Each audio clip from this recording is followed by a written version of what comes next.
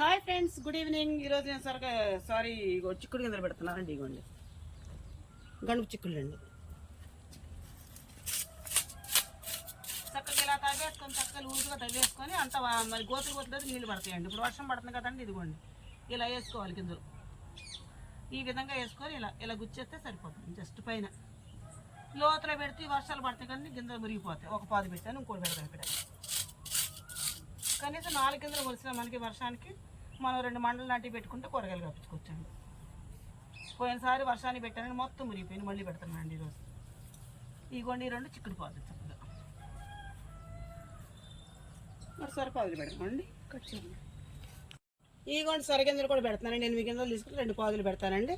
ఈ వర్షాకాలం అందరిలో పెట్టుకుని ఇంట్లో కూరగాయలు సేవ్ అవుతాయండి. మనకు ఆరోగ్యం చాలా మంచిది. ఇంటి కాడికి కాసిన కాయలు అయితే మీకు నచ్చితే నాకు ఒక లైక్ అండి. Please subscribe.